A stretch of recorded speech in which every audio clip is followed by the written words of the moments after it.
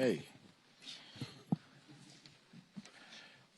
Okay, I'm Congressman Adriano Espaillat, chair of the Congressional Hispanic Caucus. Today, nearly 1 million Arizonians finally regain their voice that has been illegally denied to them for far too long. 2 months of delay was not just unprecedented. It was unacceptable. I think it was illegal.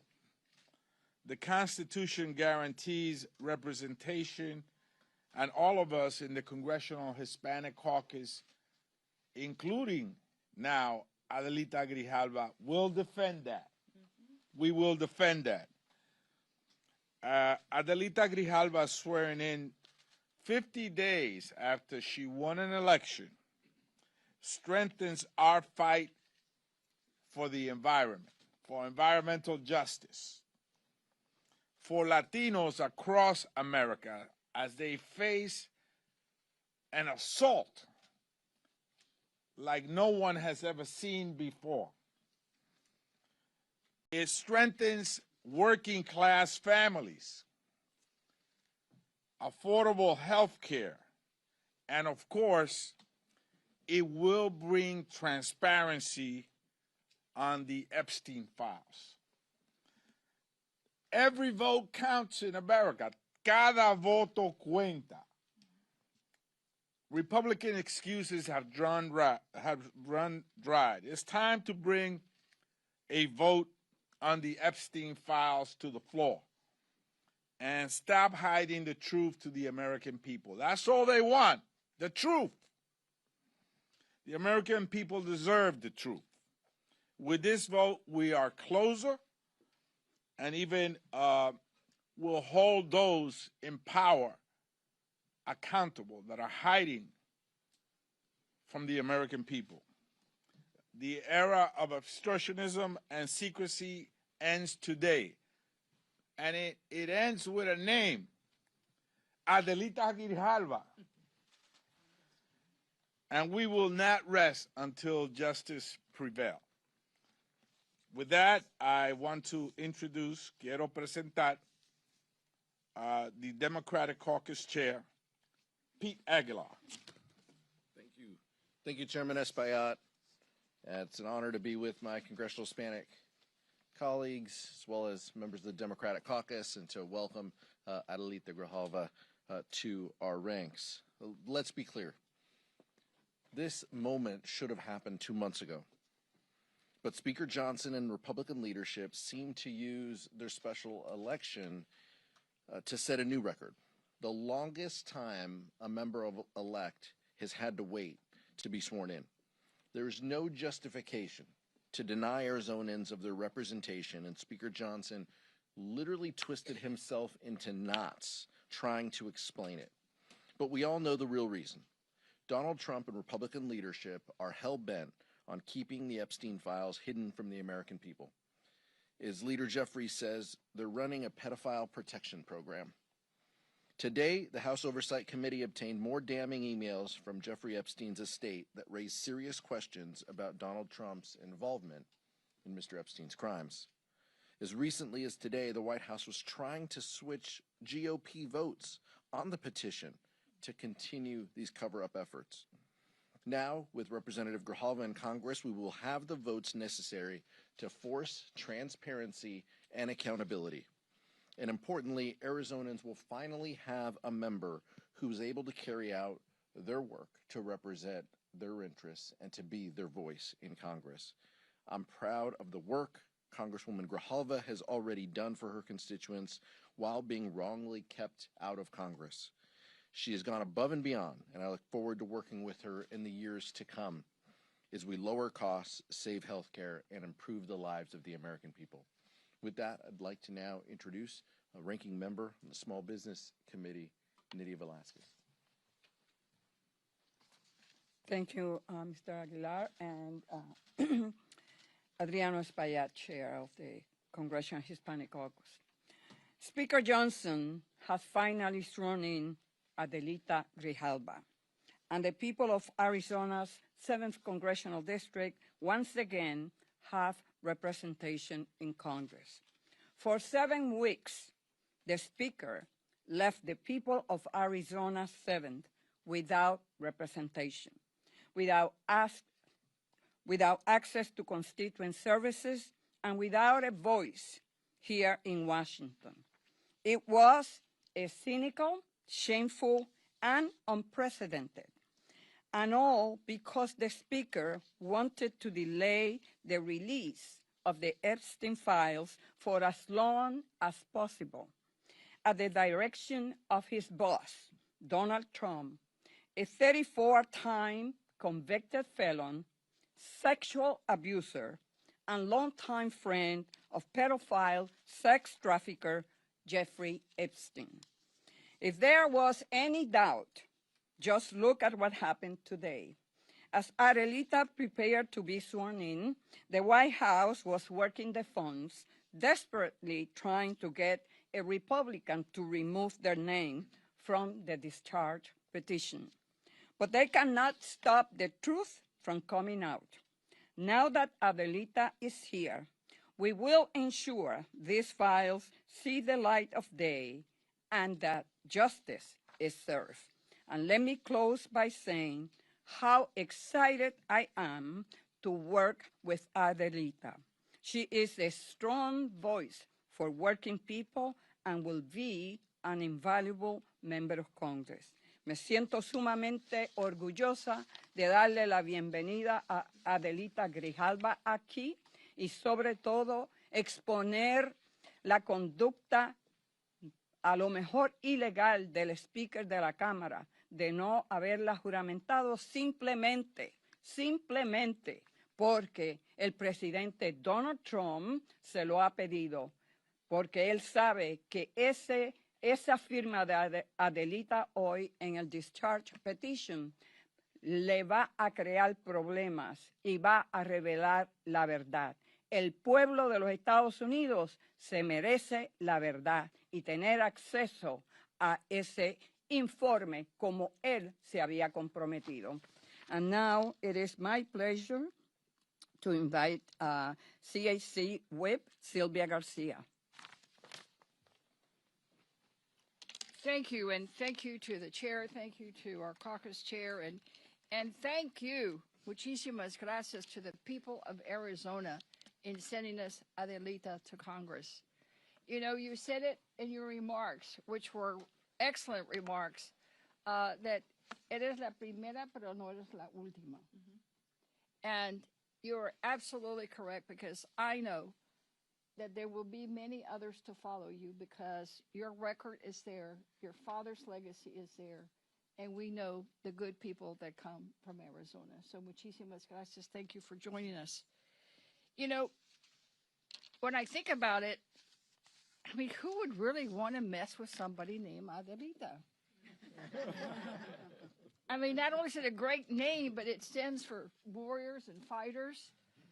And that's what she is. I looked at her when she was getting sworn in. I mean, imagine the courage that she has, the determination, the patience, the stamina, the grace. I've watched her. She's been doing all this with all this pressure, with great grace. And 7 weeks is a long time to have to wait. And it is just shameful that the Speaker wouldn't do his job, because that's what it boils down to. He had no respect for the voters of Arizona. He was about bending the knee to the wishes of the felon in the White House to protect that felon and other felons and pedophiles that may be implicated through the Epstein files. But you know what? It took a Latina con cojones to do it.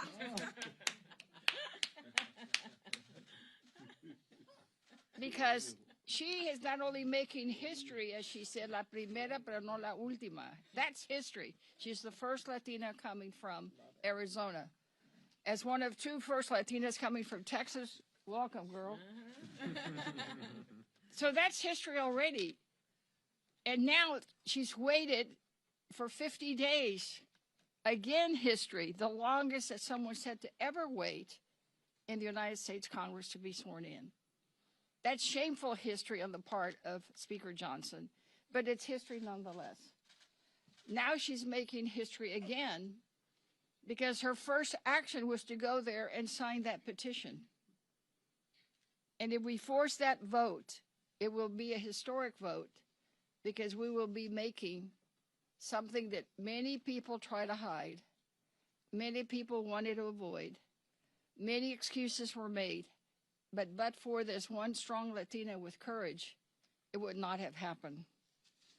So today we, as our caucus chair mentioned, the Oversight Committee has given us more emails that implicate the felon in the White House even more.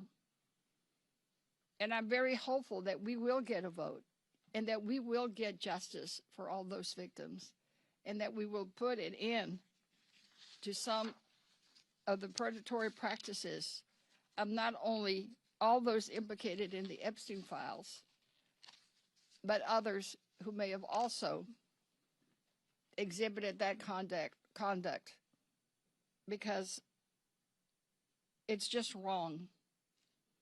But let's all remember that it took our Adelita to ensure that justice would be done for all those victims. With that, I yield back, and we ask our Comms Vice Chair, Norma Torres from California, to come up next.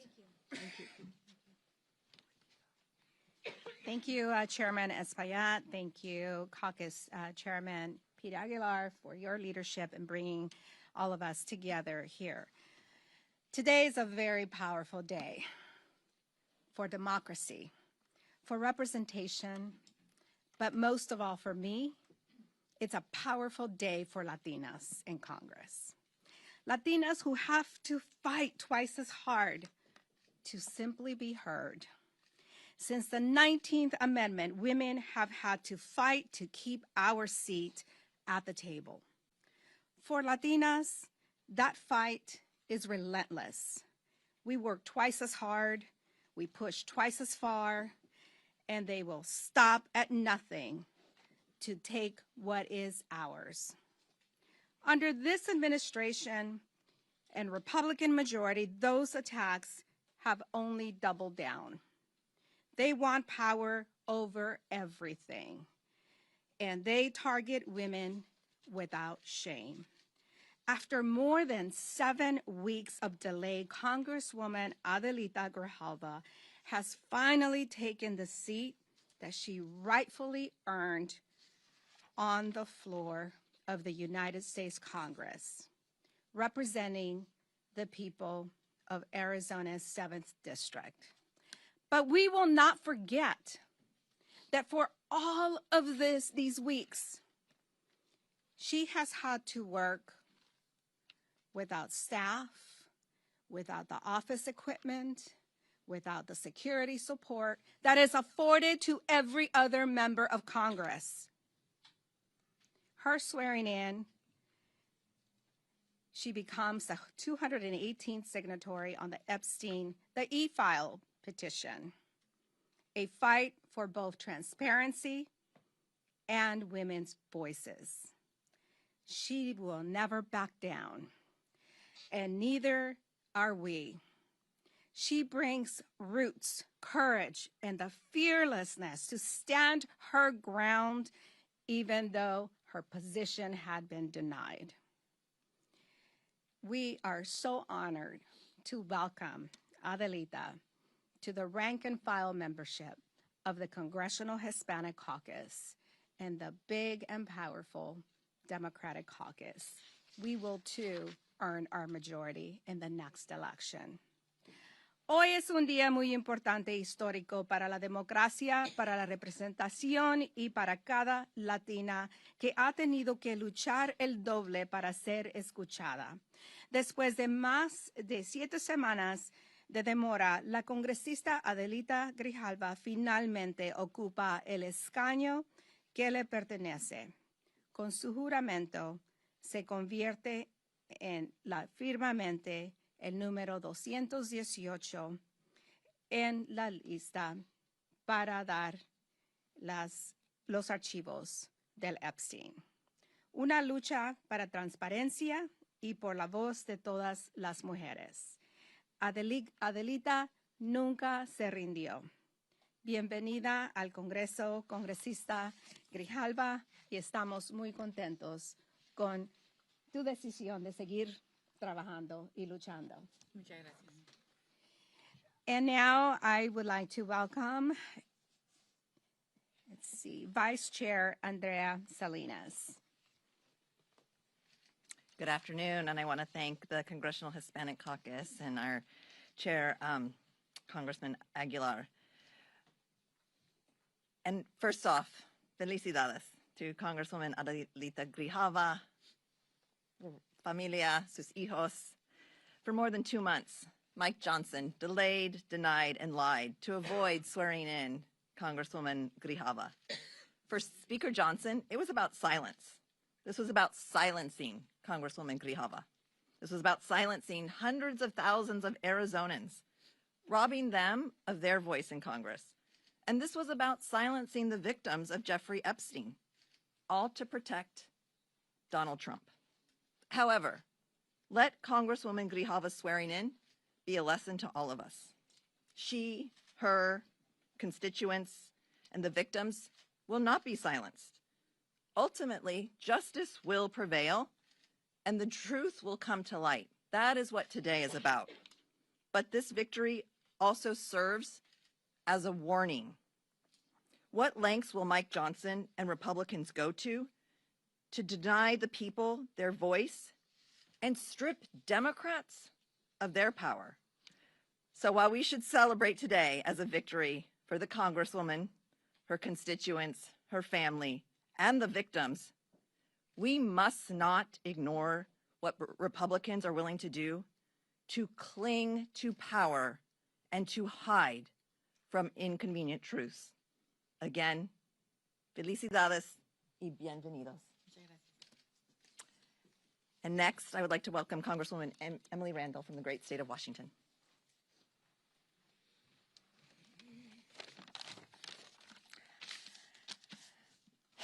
It's about time.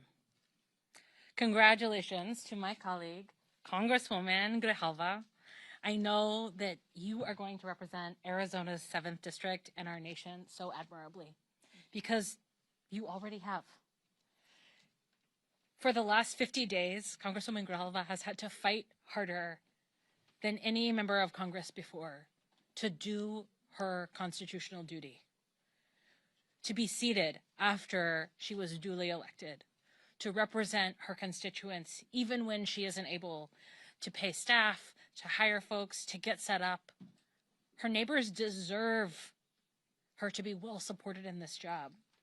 Her neighbors deserved her to be able to do her constitutional duty sooner. But she wasted no time, not only in working hard these last 50 days, but in taking up the pen immediately after she was sworn in to be the 218th signature on the discharge petition to release the Epstein files.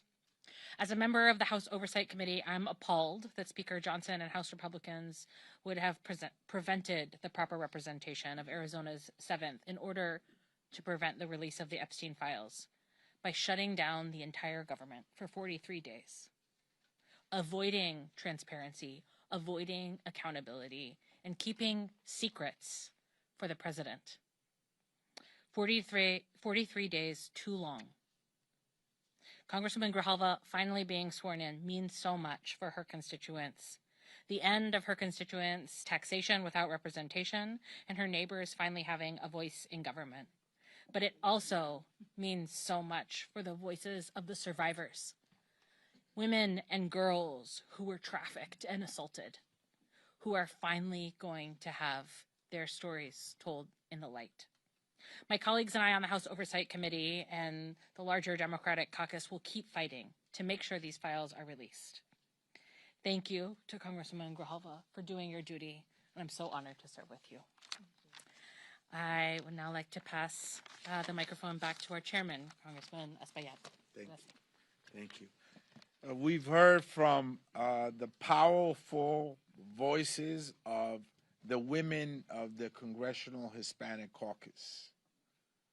And it is not by coincidence or by chance that you have heard from them today, because Latino women in our community are the center, the spinal cord of our families.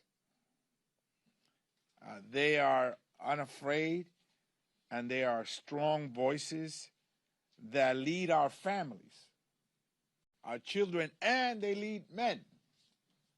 And so, of course, we're here with them today, and we have listened to their points of view on this issue of the Epstein files. And I'm sure all of us have had una abuelita o una madre que siempre decía, dime con quién andas y te diré quién eres. Tell me who you walk with and I'll tell you who you are. And so we heard Adelita today on the floor as she was sworn in. Speak truth to power, unafraid. I don't think anyone here could say that she feared anyone on that floor. And she spoke eloquently, decisively. She waited for weeks to say that message, that important message, as she was sworn in and just before she signed that petition. So we have her with us today.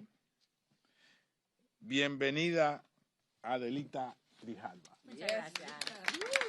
Muchas gracias. Thank you so much. Thank you all. Thank you to the Congressional Hispanic Caucus for organizing this. Thank you for all of you for standing by me during the last 50 days. 50 days is a very long time. And, you know, standing through the last few weeks, through this obstruction in my swearing in, and as Latinas, Arizona's first Latina Chicana member of Congress. Today is a historic day for Southern Arizona, for women, for Chicanos and Chicanas everywhere. We shattered the glass ceiling together. And I'm grateful to my community and to the leaders who paved the way. But this historic moment comes with a sober reality. My swearing in was delayed by 50 days, the longest in modern history. And let's understand very clearly that if I were a Republican, I would not have waited this long. If I were a man, I would not have waited this long. We all know that the rules are always different for women of color and people of color. And we have to fight against that. There is no way that this can ever happen again to anyone at all. We're going to push forward bipartisan legislation to ensure it, because we cannot allow this to happen to anybody again. For one individual to be able to silence 800,000 people, it's unconscionable. It's grosero. It's just not okay. And so, you know, but this representation is so important. It's important to me as the daughter of Congressman Grijalva, who served our community for 50 years total, 22 years in Congress. People in our community know what it's like to depend on a Grijalva. And for us to not have that representation was painful. But worse, and adding insult to injury, is when Speaker Johnson would placate and make misogynistic comments about what I should and should not be doing. They all know better than I do. If you don't have a budget, you can't do anything. And that's the situation that I've been in for the last 50 days. And so Speaker Johnson purposefully obstructed my swearing in by canceling vote after vote. And the Epstein Files discharge petition sat one signature short. With my signing, we move one step closer to the truth that they will try to deny, but that survivors deserve their day of justice and the American people demand it. We also stand on the eve of another vote that shows how little Republicans understand working families. They've already passed a bill stripping health insurance from more than 15 million people. Now they're pushing one that will send premiums skyrocketing for 22 million more. These attacks fall hardest on vulnerable communities, especially Latino children, who rely on Medicaid and CHIP because their parents work jobs without employer-provided coverage. But the Congressional Hispanic Caucus understands what's at stake, and we will stand together to defend families, protect our democracy, and demand accountability from those who abuse power. And finally, my overwhelming election in Arizona sends a clear message. This nation, built by immigrants, strengthened by diversity, will choose hope over hate and leadership over chaos every time. That's right. We are here to build, not tear down, our shared future. Muchas gracias. Thank you so much. Preguntas, questions? Yes.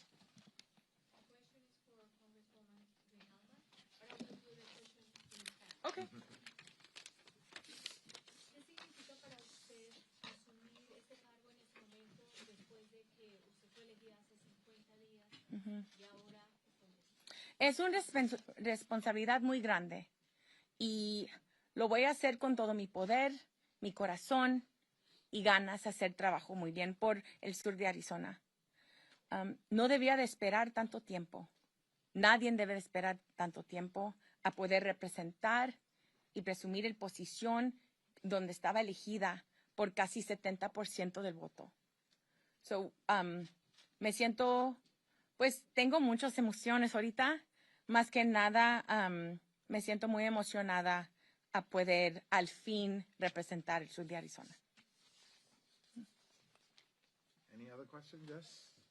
Thank you so much. Democrats continue to say that it's Republicans who are keeping the Epstein files hidden, but Congressman Tim Burchett is just reporting that he tried to bring a release of the Epstein files to the floor immediately, and Democrats blocked it. Do you have any insight as to what happened there and why? When? What was that? Yeah. Look, I think it's incredibly clear that Republicans will stop at nothing to avoid the disclosure of this information. So what that means is 218 signatures were reached despite White House efforts, even at the 11th hour, to summon people down to the White House to try to get them to remove their signatures. Those members said no. And so our rules indicate at 218, members get a vote. And so that's what we're looking forward to. We're not looking for people to avoid taking a vote on this, and that's what that effort was.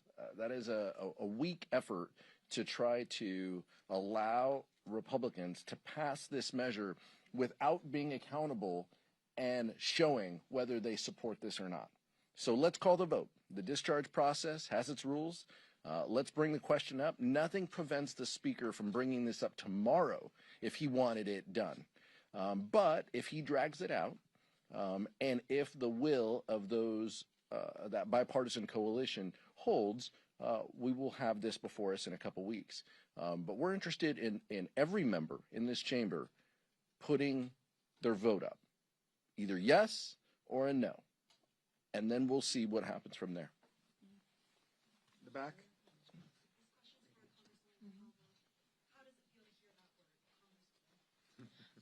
Really? It's been a minute. We've been waiting for a little while. It's a little surreal, I have to say. It is. I'd like people keep asking me how I feel, and honestly, maybe I'll have a better answer tomorrow. But right now, we've waited so long that, I'm looking at my kids and my mom and my husband, and they're all looking at us like, what does that feel like? I'm like, I have no idea. And if you ask them, they'll probably say the same thing. I think that, I've been correcting people for so long. Like they'd say Congresswoman, I'm like, no, it's elect. So now when I don't have to say that, I guess I'm very humbled and very honored to represent Southern Arizona. It's a beautiful community that deserves full representation. And what we've been able to provide them is just a little bit of a piecemeal. And so truly being able to serve the people of this beautifully diverse community is going to be really incredible. I'm very excited about it. Thank you so much, everybody. Thank you. Thank you. Good job. Thank you. Yeah. You know, my mom is wearing my. I feel like you're about to take a photo. No? Oh, qué bonito. Muchas gracias. Thank you. Thank you so much. Thank you. You're right. I got the clip. You just have the pen. Okay.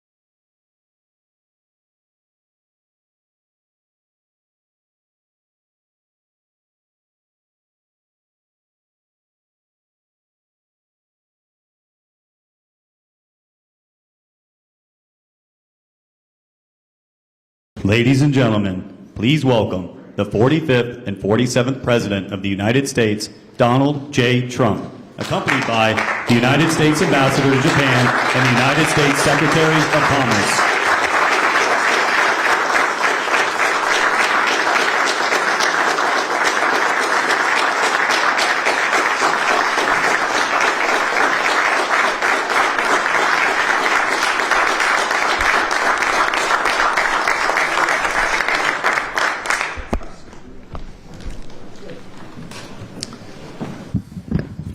Well, welcome everybody.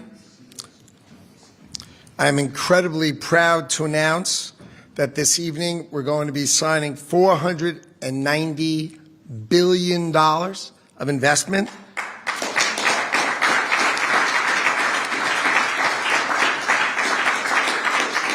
So I'm sorry I left you down. I didn't get to 500 billion. I came a little short, but we'll get there. Anyway, so these deals are driven by the Japanese Strategic Investment Initiative, which was created by your tariff policy and by your historic trade agreement with Japan. So that was the underlying reason that we were able to get all these deals done today. So the commitments ensure the economic and national security of the United States of America. We're going to be developing energy. We're going to be developing nuclear, semiconductors, and strengthening the entire domestic supply chain. So I'd like to kick it off, right? And the first company I'd like to announce is Westinghouse, which will invest up to $100 billion in nuclear reactors to restore U.S. energy dominance. And we have the co-signer is Bruce Flatt, who's the chairman and CEO of Brookfield Asset Management. So come on up. There you go. You can hold it with the president.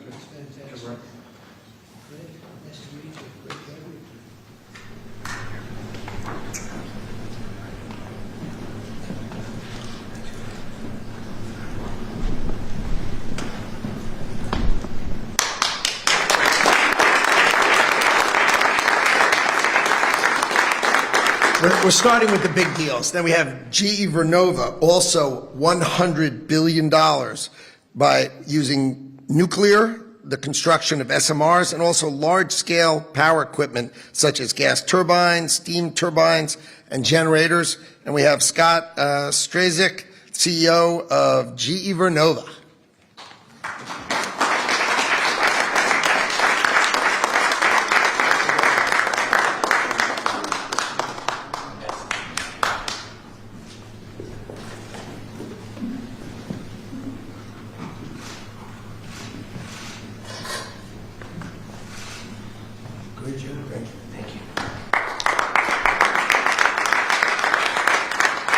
Next, we have Bechtel is doing up to $25 billion in construction and engineering services to build these large-scale power all across the United States of America. And Brendan Bechtel, please come on up. Thank you, Mr. Secretary. Thank you, Mr. President. Thank you, Ambassador. Thank you.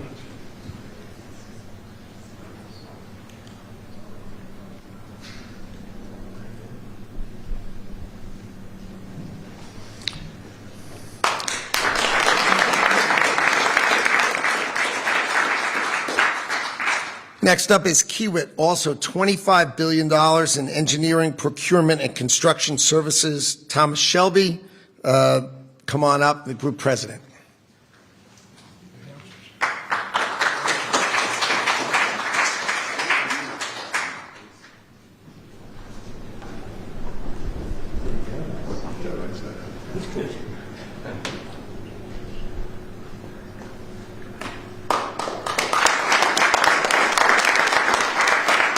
Next up, someone we know really well. Masa-san from SoftBank is going to provide $25 billion of engineering, development, specification, design, procurement of large-scale power infrastructure in America.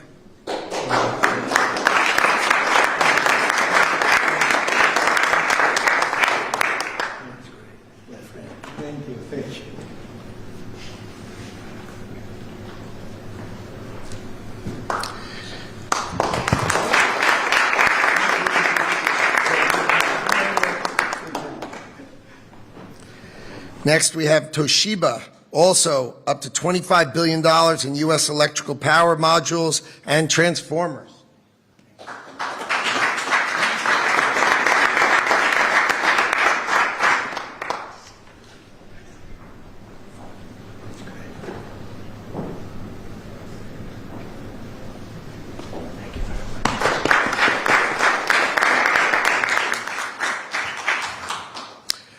One, up to $25 billion in large-scale baseload power infrastructure.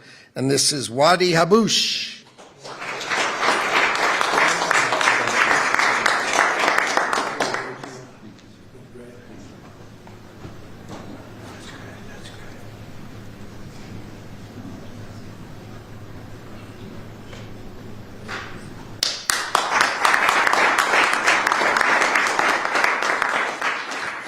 Next, we have the Carrier Corporation. Will build up to $20 billion in thermal cooling systems and solutions, chillers, air handlers, and coolant distribution for our power infrastructure. And with us today is Michael Georges. Here. Thank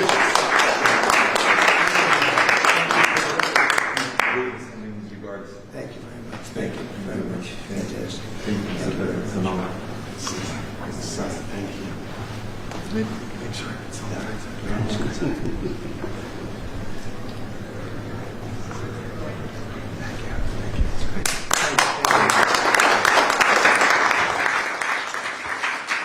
Now we have Kinder Morgan, the great pipeline company in America, is providing up to $7 billion in natural gas transmission and other power infrastructure. And we have Kimberly Gang, who's the CEO, with us today.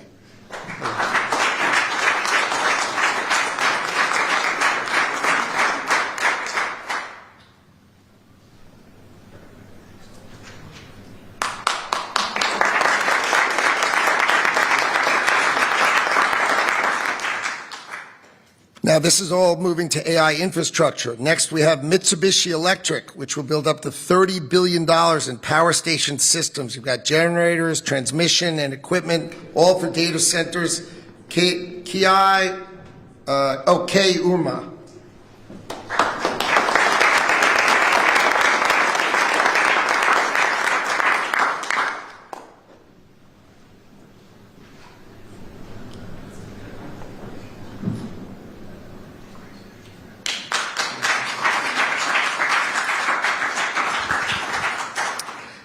Next up, TDK will build $25 billion in electronic components and power modules that are essential for the AI infrastructure. Noboru Saito.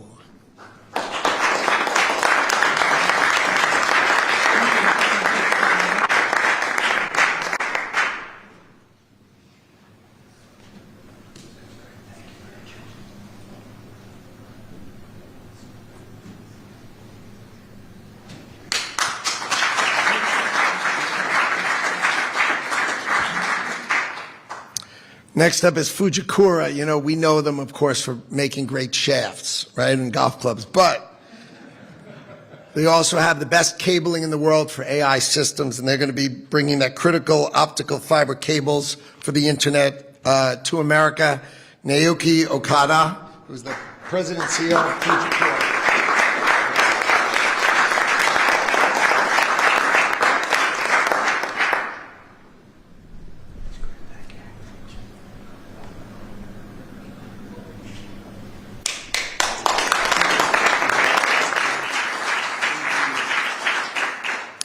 Next, we have Hitachi, but Hitachi hasn't decided how big they want to be yet, so they're thinking about it. But all they have to do is throw in an extra 10 and we'll get there. Togashi Tokaunga.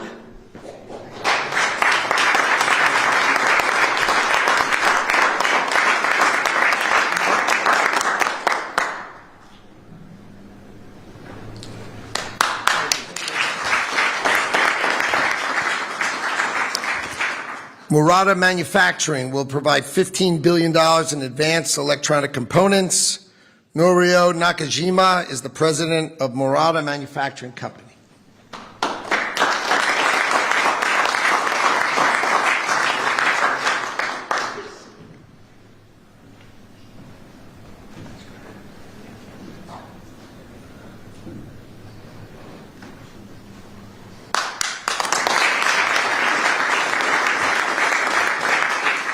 And lastly, rounding out our $490 billion, Panasonic will provide $15 billion to supply energy storage systems with electronic components.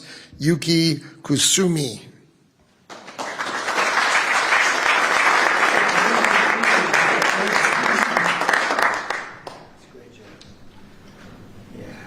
I'm super excited. We're excited. We're excited. Great job.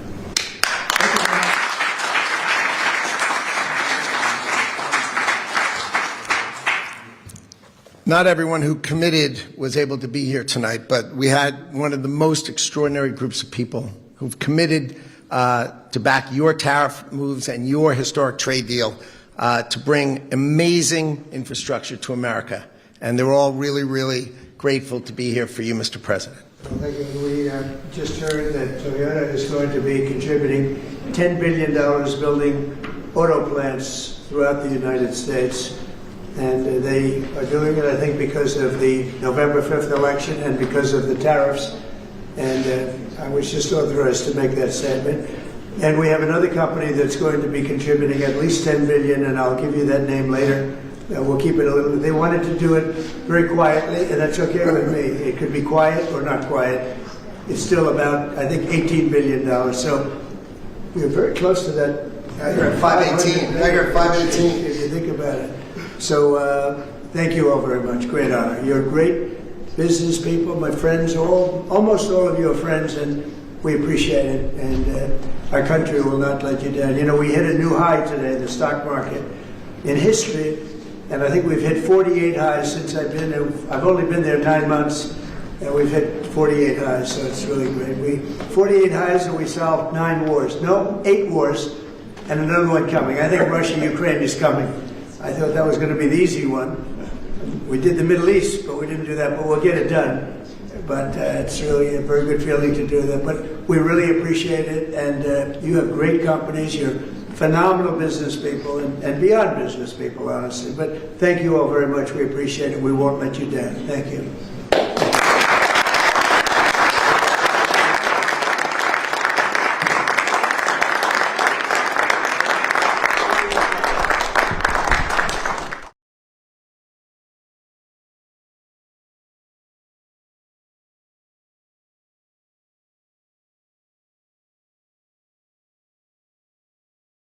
Ladies and gentlemen, the President of the United States.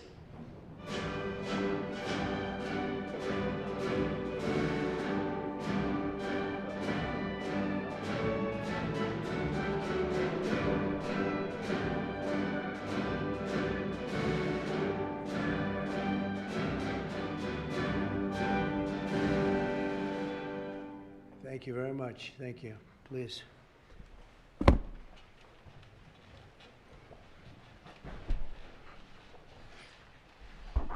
It's a great honor to have all my friends here. It's like Old Home Week. What a job you're doing. And thank you very much for that. We want to begin by thanking the people that have done such a great job at the White House. They have been doing really incredible work during a shutdown.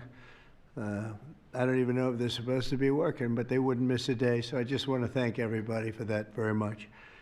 And we're here today to discuss a sweeping, unprecedented, and historically successful operation that my administration has carried out in recent weeks to arrest, prosecute, and permanently remove members of foreign drug cartels from American soil. And the people gathered around this table are the ones that are doing it, and in this room. Some of them sitting a little behind. In fact, some of them, I'm surprised, are not actually at the table. You people should be very insulted by that.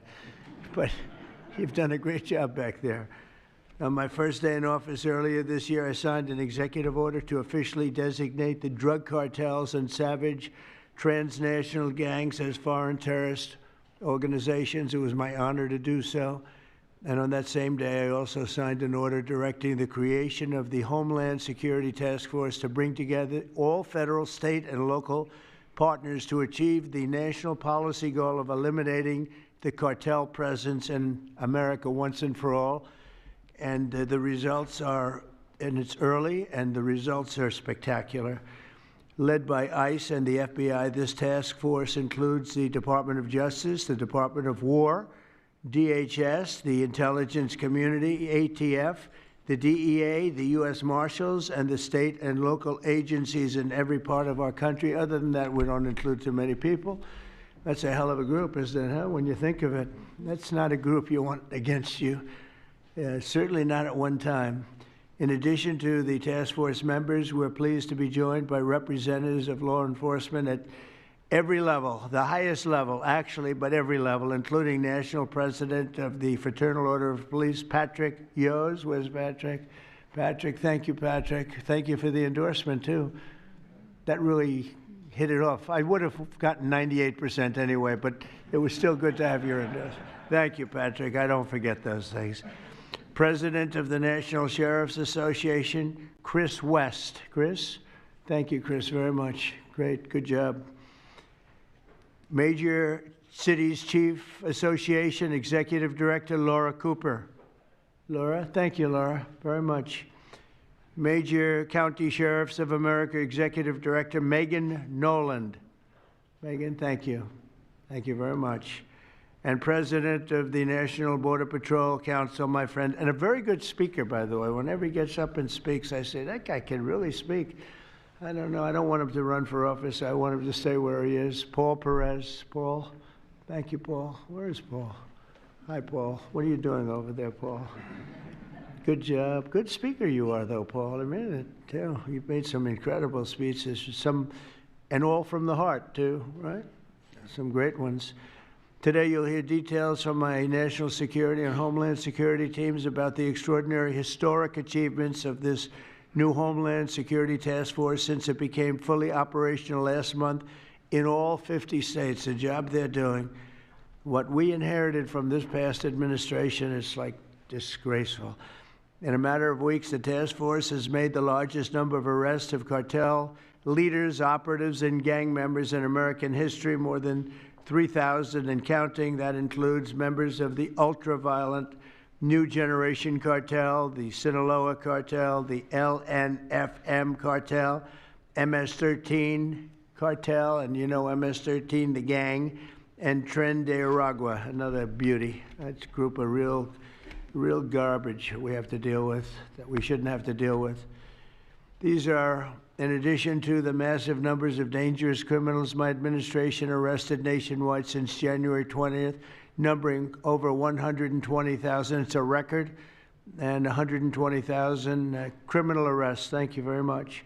Unfortunately, for 4 long years before I took office, the last administration allowed the cartels and their operatives to frankly take over our country, to freely infiltrate America and all the communities nationwide. Along with transnational gangs, these groups have unleashed more bloodshed and killing on American soil than all other terrorist groups combined. These are the worst of the worst. It should now be clear to the entire world that the cartels are the ISIS of the Western Hemisphere, in addition to their monstrous violence, such as cutting off heads, burning their enemies alive, and burning innocent people alive, too, by the way. The cartels control large swaths of territory. They maintain vast arsenals of weapons and soldiers, and they use extortion, murder, kidnapping to exercise political and economic control. Thank you very much, Joe Biden, for allowing that to happen. Biden surrendered he just surrendered our country to the cartels. Don't worry, it gets better. We're taking it back. It's really fast at levels that nobody's ever seen before. But what we had to put up with, what we inherited, was just a disgrace. And while Biden was president, if he was president, I think the Autopen was president, not Biden, nearly 100% of those who infiltrated our southern border did so because they were personally approved. They admitted they were just what happened, assisted by the most dangerous and violent criminal organizations anywhere on the planet. The worst people on the planet they allowed into our beautiful country. Under the Trump administration, we're finally treating the cartels as the core national security threat that they really are. The cartels are waging war on America, and just as I promised in the campaign, we're waging war on them. like they've never seen before. All you have to do is turn on your television and you'll see what's happening to them. Past administrations have tried to mitigate this threat, and our objective is to eliminate it. We're not mitigating, we're eliminating, we're getting them out. The bad ones we're putting in prison. We hate to do that because that means we're stuck with them for 50 years or more. In recent weeks, our Homeland Security Task Force has seized more than 70 tons of deadly narcotics, along with more than 1,000 illegal guns, and that's just recently. This is already the most successful anti-cartel and anti-gang operation in American history, and it's just getting started. We have incredible people. A lot of them are in this room with us today, and it's an honor to have them. But we're going to not stop until the threat has been fully and completely eradicated. I want to thank task force members with us today, including a person who's doing a fantastic job, Attorney General Pam Bondi. Thank you, Pam. Thank you. Secretary of War Pete Hegseth. Sounds so much better than Secretary of Defense. I don't know. Do you guys agree with that? I don't know. It sounds, you know, we won the First World War, the Second World War. I would say everything before and everything in between. And then we got woke and we said, well, let's call it defense. I think we like it this way better. You know, it's funny, that's something I thought it would be maybe controversial, and it's only controversial that we changed the name in the first place. It's not controversial at all. It's been unbelievably well accepted, Pete. Hasn't it, right? It's been pretty amazing. I thought it would be controversial. People want to have our country back. People want to do exactly what we're doing right now, and we're getting a lot of credit for it, and we should. I want to thank, though, Pete. You're doing a great job. Pete Hegseth. Secretary of Homeland Security, Kristi Noem. Kristi, thank you very much. Director of National Intelligence, Tulsi Gabbard. Tulsi, good job. And the heads of all of the law enforcement agencies all throughout the room. You're really amazing, the job you've done. To provide additional details on our mission, I would like also to ask General Bondi to say a few words, followed by Secretary Noem, Secretary Hegseth, Director Gabbard, Homeland Security Advisor Stephen Miller. Stephen, you're such a superstar, Stephen. They called Stephen the other day a very bad name, and I said, you should sue them, Stephen. I think he will. I hope he does. FBI Director Kash Patel and Deputy Attorney General Todd Blanche. And I just want to say it's an honor, the job we're doing, and these people are doing absolutely incredible. I'll just add a couple of things. In Memphis, as you know, where the numbers are down in half already, and it's only been about 2 weeks. You're doing a fantastic job there. Thank you. Incredible. Nobody thought it was possible. It was really it was a very sick city. It was horrible what happened there. People would go from, if you're on the board of FedEx, they would ride you 1 block to the hotel. They said you couldn't walk it because it was too dangerous. And they're already feeling better about it. But the best example right now is Washington, D.C. We went from one of the most unsafe places in the planet, I hate to say, but in this country, to a totally safe city. It's nothing's crime-free, I guess, but this is about as close to crime-free as you're going to get. And you guys have done an incredible job with that. Every one of you have worked so hard on this one, and it's our nation's capital. And people would go to the nation, they'd go from, I always say, Iowa, Indiana. They'd go from Florida, they'd come up, they want to see the monument. I want to see the Lincoln Memorial. I want to see one of the monuments, any one of them, and they'd go home in a coffin. But not anymore. It's not happening anymore. We haven't had that happen in a long time. It was averaging more than one a week, one person a week. Who would think that's possible? And it hasn't happened anymore. And we have a safe city. We have a city where the restaurants are booming.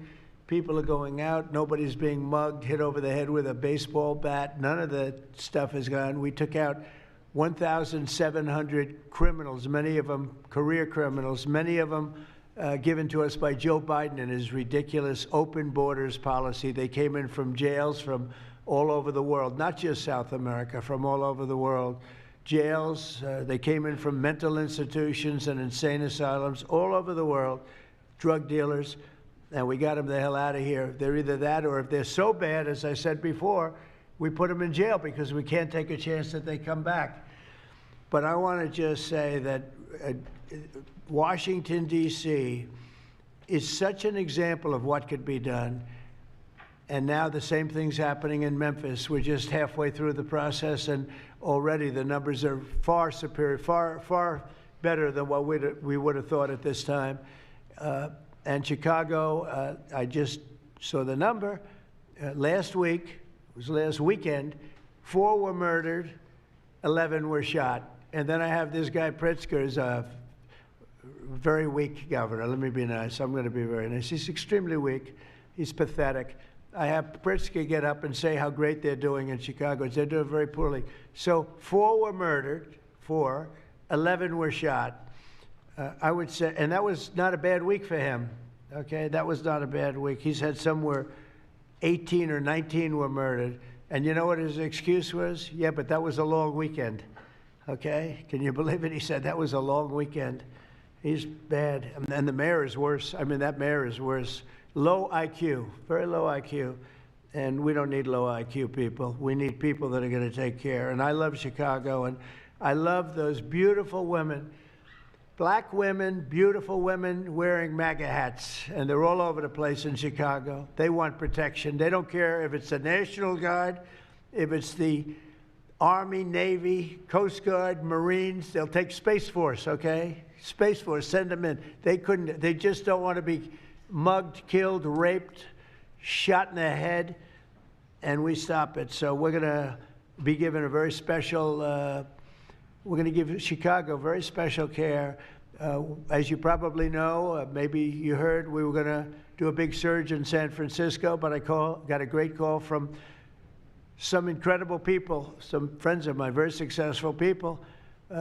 Mark, everybody knows him, and Jensen, everybody knows Jensen, NVIDIA, and others called me from San Francisco, and they said, we're working really, really hard with the mayor, and we're making progress. Would it be possible for you to hold off the surge? And I had 4 or 5 calls, and I think they're making progress of their own. That would be the greatest. I mean, if they could do that, that'd be great.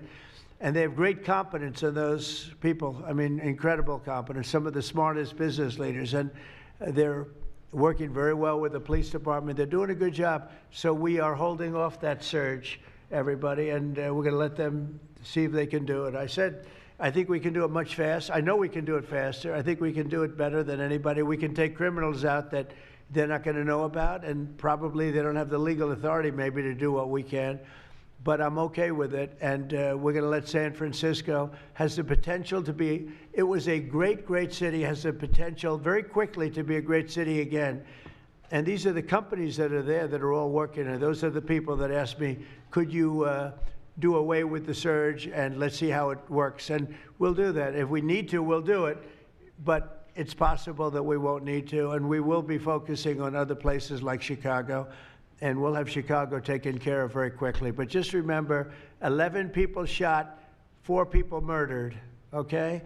And that was this weekend, and that was Chicago. And then you'll see Pritzker get up and talk about, well, we have it under control. They don't have it under control. Just the opposite, it's getting worse. So we'll take care of, as soon as we give the go-ahead, which is all I have to do is give the go-ahead. We won the big court case the other day on the National Guard. That was a good case. Same thing with Portland, speaking of that, because that's where we won it. But, I mean, I looked the other night, Saturday night, Portland is like burning to the ground, and these people are saying, it's just friendly stuff. The whole place is burning to the ground. So we'll take care of that one. That's like an insurrection more than it is anything else. That's crazy. Portland's crazy. And then you listen to these radical left people talking about it's really okay. You're seeing things. You're really seeing things. So we're going to take care of Chicago. We're going to take care of Portland. We're going to take care of Memphis. We're proud of D.C. There's nothing to take care of anymore, but we're not going to let it ever go bad. It's never going to happen again, our nation's capital.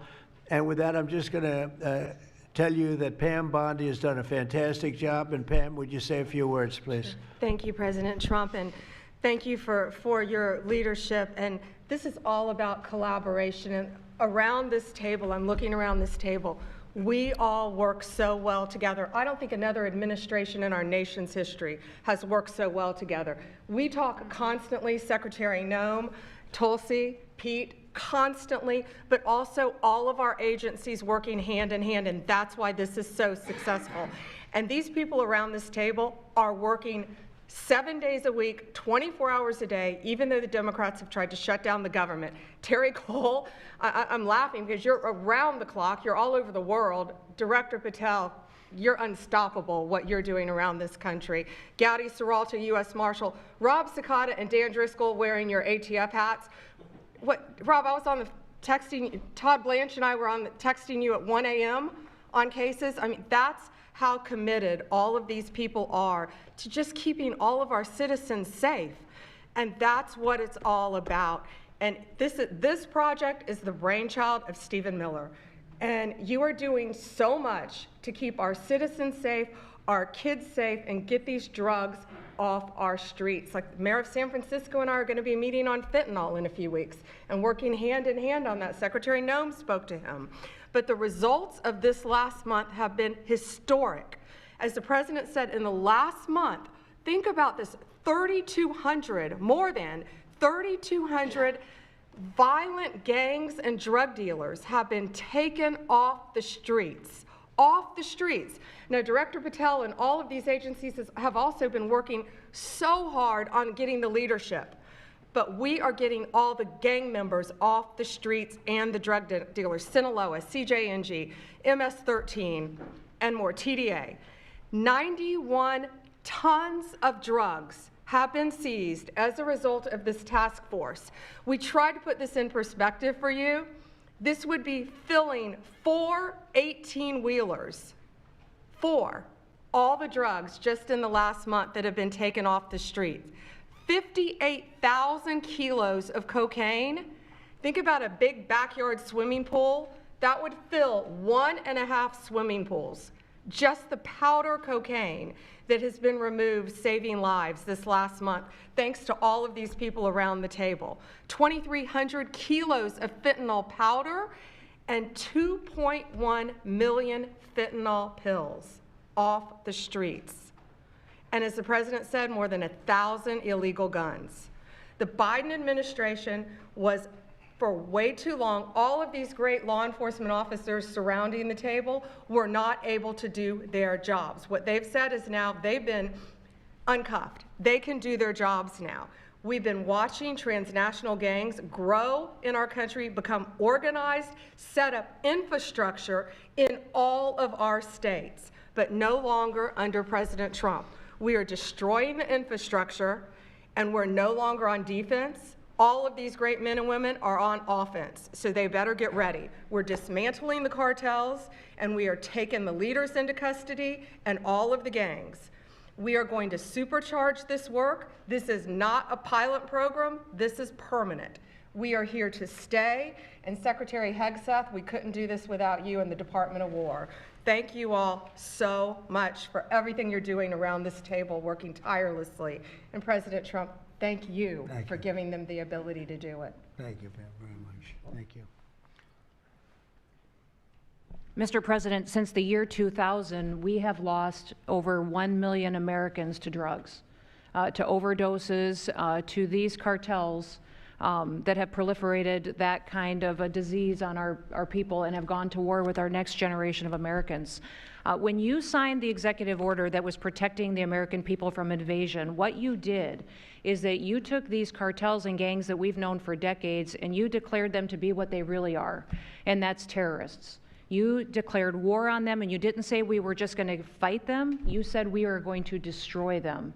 And everybody around this table is so honored to be here to work with you to destroy these terrorists that have been killing Americans for years and getting rich off of it. I'm so proud of the work that was done just in the September surge. You referenced that earlier.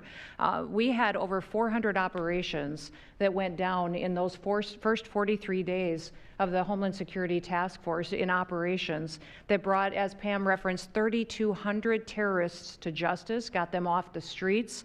Sir, we also have had over precursors and chemicals that were brought in. We've had the work at the southern border. We've got Border Patrol here at the table with you.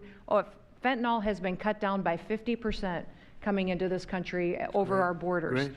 We've continued to work not just nationally, but internationally and on our maritime borders as well. The ICE agents that have so much violence against them and threats against them, sir, they get up every day ready to work with this task force to be able to keep people safe. And then we've got Coast Guard, who's been doing just a ton of our incredible interdictions out on the seas and the waters in cooperation with operations that you've targeted in the Caribbean with the Department of War. And sir, I just want to thank you for the leadership you put at this table, for your cabinet members, for Stephen Miller, for putting this in place to make sure that what you did when you consolidated the Homeland Security Task Force, you took 1,000 other task forces that were already established in the federal government and you streamlined them into this room, into this group right here, so that we can look at each other in the face every day and say, what's our problem? How do we address it? How do we fix it? And then we go to work together with our arms linked to do exactly what you told us to do. And that's not just protect the American people from invasion, but to kill these terrorists. You gave us the task to eliminate them, destroy them, so that they can't destroy the next generation of Americans. So thank you, sir. Thank you for the people you put around this table. Thank you very much. That's a great job. Thank you. Pete? Yes, sir. Well, thank you, Mr. President, for your leadership. Chief, likewise, Tulsi and Todd and Dan and Pam and Christy and Stephen and Cash. I mean, I could go around the table. From the Department of War, we are thankful and grateful for the incredible effort that your agencies put in. And we could not be more proud to stand shoulder to shoulder with you, not superficially, not kind of over here, but front and center on the Homeland Security Task Force, right there with you. Because our department has spent over 2 decades defending other homelands, and we're very proud to be defending our own. And if you talk to the troops down, say, on the southwest border, Mr. President, morale is sky high and continues to be, because they're proud to be defending their own communities, their own state, and their own country. So when that executive order was signed, the mission was clear: protecting the American people against invasion. And so the Department of War went straight to the southwest border. We still have 10,000 troops there. We have national defense areas. We're standing alongside the Border Patrol, and we've locked that border down, 100% control of the southwest border. You stopped the invasion. And then we're proud to be going on the offense, counter-cartel operations. And it's not counter-cartel, as was mentioned. These are designated terrorist organizations, foreign terrorist organizations. Our generation spent the better part of 2 decades hunting Al-Qaeda, hunting ISIS. Well, as the president said, this is the ISIS, this is the Al-Qaeda of the Western Hemisphere. They intimidate, they terrorize, they extort, they poison the American people. The president's right. Every boat we strike is 25,000 Americans whose lives are saved because of the drugs that were headed in our direction. So our message to these foreign terrorist organizations is: we will treat you like we have treated Al-Qaeda. We will find you, we will map your networks, we will hunt you down, and we will kill you. And you've seen that evidence in the maritime domain, whether it's in the Caribbean or in the Pacific with the last 2 strikes. We know exactly who these people are. We know what networks they work with, what foreign terrorist organizations they're a part of. We know where they're going, where they originated from, what they're carrying. And they know we know. And that will soon start to change the calculus of these boats. So the critique of this is, of course, as often is the case, wrong. We know our authorities. It's locked tight, and we're going to treat them like foreign terrorist organizations on the offense. So the Department of War is not going to degrade or just simply arrest. We're going to defeat and destroy these terrorist organizations to defend the homeland on behalf of the American people, making the jobs of law enforcement safer in the process, making the communities of Americans safer in the process. We think it's a very core mission of the Department of War, and we're proud to be here, Mr. President. Thank you very much, Pete. Thank you. Tulsi, please. Yes, thank you, Mr. President. The key reason that you are hearing about these incredible effects is, number one, the team that you've assembled here and the leadership and the tone that you have set, first and foremost, about keeping the American people safe. The intelligence community plays a critical role in being able to support our law enforcement at the federal, state, and local level to make sure that they are armed with actionable intelligence to be able to actually go after those who threaten the safety and security of the American people. Mr. President, under your leadership, for the first time, there is a newly created National Intelligence Fusion Cell at the Office of the Director of National Intelligence, National Counterterrorism, that has a very simple purpose: to make sure that we have two-way intelligence sharing of actionable information between the intelligence community and law enforcement. I want to talk briefly about three successes that we've had just here in the last few weeks, Mr. President, through the success of this interagency fusion cell. Just this last week, our National Counterterrorism Center supported, through actionable intelligence to both U.S. law enforcement as well as Mexican law enforcement, the arrest of a Sinaloa cartel boss, El Plato, in Juarez, Mexico, as well as his top 3 money launderers. In a separate and recent successful interagency operation, NCTC worked closely with the U.S. Marshals Service that led to the arrest of another dangerous Sinaloa cartel member responsible for tracking a huge amounts of cocaine and hundreds of thousands of dollars in this single incident with drug proceeds through his network. And I'll say the last example I'll share is probably the most insidious, was providing intelligence to the Mexican law enforcement that led to the arrest of a CJNG cartel-affiliated baby trafficker called La Diabla. Her whole money-making operation was centered around luring pregnant women, performing illegal C-sections, harvesting organs, and selling newborn babies. Mr. President, it's your leadership that has made all of this possible. I can tell you, in the midst of this government shutdown, our folks, like everyone around this table, are working 24/7 without pay and eager to get after this because they believe in your leadership and the mission that you have presented to them. Thank you, Mr. President. I'll hand this off to Homeland Security Advisor Stephen Miller, the leader of this task force. Let me just say, Mr. President, that this country was going to die without you. This country was going to actually die without you. That's what we were facing in 2024. We've been invaded for 4 years. Our communities were sinking. Our public safety had gone to zero. Cartels were running entire communities. Sex trafficking, child trafficking, labor trafficking was out of control. Overdoses were out of control. The cartels were claiming more and more territory. City services were buckling. This was a country on the verge of dying, and you alone saved it. And when you stepped forward originally in 2016, you started the movement to make America great again, and that means make America great again in every way, and that means safety and prosperity and peace and freedom from cartels and crime and gangs. And your vision and your leadership in declaring war on the drug cartels is the single most successful public safety initiative in American history. And I need the media to understand what President Trump has done. People have been talking about drug cartels for longer than I've been alive. And everyone has just taken for granted that they can't be touched or stopped. They're too big, they're too powerful, they're too evil, they're too murderous. They can operate with impunity. And in just 9 months, President Trump is the only American leader, not just in our lifetimes, but ever, to actually take the fight to the drug cartels, to actually seek their eradication. And it is happening. And so while the Democrats are shutting the government down and fighting for free health care for illegal aliens, look at what President Trump has assembled here. He's assembled a team under his vision, direction, and leadership that is saving hundreds of thousands of lives. Hundreds of thousands of lives. And only President Trump could have done this. And I will say one last thing, which is that his courage has been an inspiration to everyone else in this room. There are people in this room, looking at, for example, at Todd Lyons, who have been relentlessly doxxed and harassed and threatened. But when they see President Trump's courage, what he's been through for 10 years to save America, when they came after his family, his businesses, his safety, his freedom, everyone at this table knows we can give whatever it takes to get the mission done. So President Trump, thank you for your leadership, your boldness, your courage, and your vision. We're honored to serve underneath you. Well, I want to thank you, Stephen. And I have to say that, I've been making the rounds. I'm leaving tomorrow for some very big meetings, including with the president of China, where I think we're going to come out very well, and everyone's going to be very happy. But everybody said the same thing. A year ago, we had a dead country.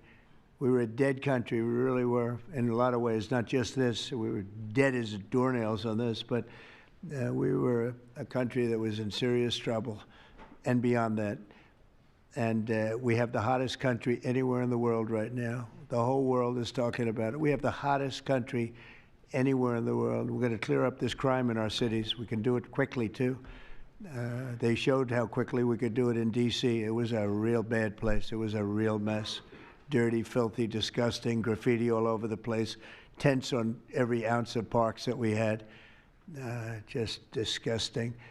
And I rode around last weekend. I rode around the city. I felt very safe in that car, but, you know, I would have done it without it. I wouldn't need that car so much anymore, I will tell you. But the place was clean. We've started that also, not only law and order, but the cleanliness is important. I think cleanliness is almost a part of law and order. If you see dirty, disgusting streets and potholes all over the place and railings falling down and graffiti all over the marble, beautiful statuary marble columns, those gorgeous columns where they had graffiti, it's all gone. And I think it's a part of it. I really do. I think it's a big part of it. But we have a city that we can be proud of. We're going to be that way with every city we have. That's why with San Francisco, I wish them luck, but we could do it so much faster. I told the mayor, I love what you're doing. I respect it, and I respect the people that are doing it. They're the biggest people in the country. They're the biggest people in the world. A lot of the high tech. Some people like them, some people don't, but they're smart, and they want to do it. And I said, I am so honored to let you do it, and if it doesn't work out, we'll do it for you very quickly. But I just want to thank the people around this table are amazing. Cash, please go ahead. Mr. President, I'll just keep it short, but I think what the media should realize is the amount of courage it takes to do this. And you led that mission. You led it during your campaign, and you brought it to the American people. I think the media should focus on some of these numbers the Attorney General just riled off. Those aren't numbers, those are lives. Lives saved by the millions. Enough enough fentanyl to kill over 200 million Americans, gone, evaporated off our streets permanently. Your vision to safeguard American freedoms and our children and our future is the most courageous thing I've ever seen a president of the United States ever do. And your ability to marshal it out in 8 months, these statistics would have taken other administrations decades. And the partnership that you see around the table, I just want to, sum it up with the following. When I call these folks around the table, when I call our state and local law enforcement partners who have been absolutely critical to this mission, when Stephen Miller called me and said, we're going to create the Homeland Security Task Force and the FBI and DHS are going to co-lead it, I said, absolutely. The country's been yearning for this and needing it. And the one thing I see different than any other administration is when I call these people, they pick up. I don't get a voicemail. When I make an ask, they answer, and the same is true. And so the FBI is playing a pivotal role in your administration in helping lead out this mission, and Stephen's vision has finally come to life. And instead of attacking the people at this table, maybe the media should go out there and talk to the lives that have been saved forever and the communities that have been safeguarded, because it takes courage to do that. It takes courage to implement that plan, and it takes a president and President Trump to put a leadership team like this together. We are actual friends, and I know the media doesn't want to call us that, but we do that. We do hang out. We do work together. It's a 24/7, 365 mission that doesn't turn off, Mr. President, and as Stephen said, we're inspired by your leadership, and this country's thankful for these 8 months, and I can't wait to see what the next 4 years looks like. Thank you very much. Thanks, Cash. Great job. Todd, please. Thank you, Mr. President.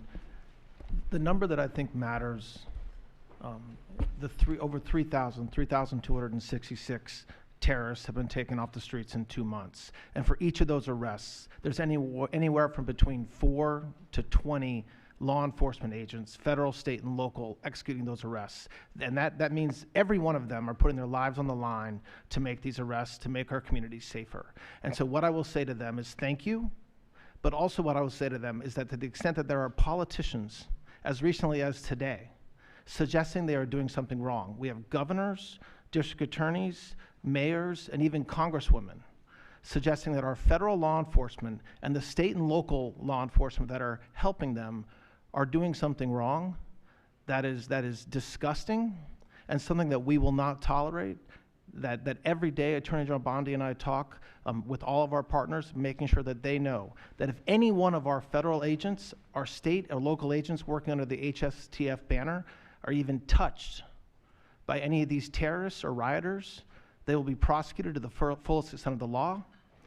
When politicians aid these terrorists by trying to give them comfort or protection or suggesting that somehow our men and women are doing the wrong thing, Same problem. We will not tolerate it, Mr. President. So thank you to all of our state and local men and women that are helping us, and our federal law enforcement officers that are literally putting their lives on the line every single day. We will always protect you. Thank you, Mr. President. Thank you very much, Todd. A really good job you're doing, too. Thank you. Any questions, maybe pertaining? Mr. President. How about pertaining to this for a little while? And whoa. Would you have any questions of these incredible people? Mr. President. Mr. President. Yeah, go ahead, please. Go ahead.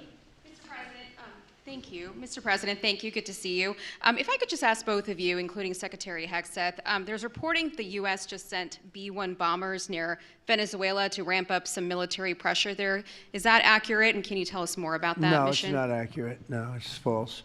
But we're not happy with Venezuela for a lot of reasons, drugs being one of them, but also they've been sending their prisoners into our country for years under the Biden administration. Not anymore. We have a closed border. We had actually nobody for the last 4 months, I guess 5 months. They report nothing. They report zero. I don't know if that can be possible, but we'll accept it, right, fellas? But we have closed borders. We have people coming into our country, but they only come in legally. We have the strongest borders we've ever had. We might have the strongest borders of almost any nation right now. And that's a big difference from what it was 2 years ago when everybody was pouring in. But we're very unhappy with Venezuela because of what they've done. They've emptied their prisons into our country. Nobody can do that. Only a stupid person would have accepted it. And that's what we had running our country, very stupid people. So we're not happy with Venezuela, I will tell you. Yeah. Mr. President, thank you, President Trump. Yeah, you okay? Yes. On fentanyl. We're going to lose Sorry it. about that. On fentanyl, we have President some Trump. good medical help right over there. That's all right. On fentanyl, according to CDC data, nearly 330,000 Americans died over the past 5 years from fentanyl. That's 1 in every 1,000 Americans who died. It's more than that, but that's all right. Yes, It's I know more. you think it's even more. I'll be discussing that with President Yes, Xi. so that's actually my question. I figured it I was. was wondering, since it mostly comes from China and has caused such carnage in the U.S., Yeah. what are you going to say to convey the seriousness? And also a second question for you or Secretary Hegseth. Is there any evidence that China is now smuggling fentanyl through Venezuela to bypass U.S. and Mexican port controls? They are doing that, yes. But they are paying right now a 20% tariff because of fentanyl. That's billions and billions of dollars that they're paying. We're actually, on November 1st, the tariff on China goes to 157%, which is record-setting territory. And we don't want that because it's not sustainable for them. They can't sustain that. We don't want them to have to go through that. So I'm meeting with President Xi, and I would say we have some big issues, like with the farmers and various other things. But the first question I'm going to be asking him about is fentanyl. And if you think about it, they make $100 million. Think of this. They make $100 million selling fentanyl into our country, $100 million. They lose $100 billion with the 20% tariff. So it's not a good business proposition. It's $100 billion approximately that they have to pay. It's a big penalty to make $100 million. So I think they want to do something. They want to put it on the list. It's on the list. It's one of the things we're talking about, and I'm putting it right at the front of the list. So they pay a very big penalty for doing that, and I don't think they want to be doing it. And we'll see what happens at the end of next week, because I'll be meeting next week, as you know, along with we're stopping in Malaysia, we're stopping in South Korea, we're stopping in Japan. I'm meeting with President Xi actually in South Korea. So it'll be the first thing on the list. Yeah, please. Yes, Mr. President. On the drug boats, sir, has there been any discussion about capturing one so that you can show the amount of narcotics? We know everything about them. Yeah, Jennifer. We know everything about them. We know where they're coming from, who they're coming with, generally who's in the boat. I'll let Pete discuss it a little bit, but they have incredible intelligence. And usually when you see 5 engines, I've never even seen that before, but when you see 5 engines on a boat going about 65 miles an hour, loaded up with white powder in silver cases, generally speaking, that's not a good sign. They're not going fishing, right? And you don't see any fishing rods, right? So, Pete, I'll let you discuss that a little bit, please. Well, yes, sir. Likewise, generally you don't see fishing in submarines either, sir. So the U.S. military, as I mentioned, nobody better in the world at mapping networks, identifying who's connected to who inside terrorist organizations. It's just the media is used to hearing that when it pertains to Afghanistan and Iraq and ISIS and Al-Qaeda. But if you reframe how you understand the world in our own hemisphere, that's exactly what these foreign terrorist organizations are. And so we will track them, we will map them, we will network them, and we will hunt them and kill them because they're trying to and they are killing and poisoning the American people. And inside that, we have all the license necessary, all the authorities necessary to take these kinetic strikes, and we'll continue to take them. And we've been, just to add, because I think it's important, we've been capturing them for years. It's not like, gee, let's capture one. We've been doing that for years. For 25 years, we've been doing it. Not at a level like we're doing it now. I mean, just with the hits we're hitting, but we have much more intensity than any administration's ever had. But we've been capturing these boats for years, and they get back into the system, and they do it again and again and again, and they don't fear that. They have no fear. The thing I can tell you right now, it's very hard to find any floating vessel right now on the Pacific or in the Gulf, and I would like to call it by its official name, the Gulf of America, another little triumph of the Trump administration. I said for years, why do we call it the Gulf of Mexico? It's 93%, the shoreline is 93%. All right, so I never understood that, so I made that change. I never realized how easy that was going to be, other than, I guess, AP fought us in court, and the judge said, but that's the name. And actually, they were sort of semi-prohibited from even covering us after that. It was pretty amazing. But we have the Gulf of America, and there are very few boats, very, very few boats, not even fishing boats, to be honest. I don't want to do that to the fishing industry, but it's been so effective. And our sea drugs, as they call them, they use the term sea drugs, the drugs coming in by sea, are like 5% of what they were a year ago, less than 5%. So now they're coming in by land, and even the land is concerned because I told them that's going to be next. The land is going to be next. And we may go to the Senate, we may go to the, Congress and tell them about it, but I can't imagine they'd have any problem with it. I think, in fact, while we're here, I think it's a good idea, Pete. You go to Congress, you tell them about it. What are they going to do? Say, gee, we don't want to stop drugs pouring in. They're killing 300,000 people a year. I think that's the real number, 300,000 people a year. So between that and my discussion with President Xi, I think we have never made progress like we've made. The sea drugs are almost dead, and they can't come in that fast from the land. And the land drugs are much more dangerous for them. It's going to be much more dangerous. You'll be seeing that soon. So that's the way it is. Yeah. Go ahead, please. Yeah, go ahead, please. With the glasses, go ahead.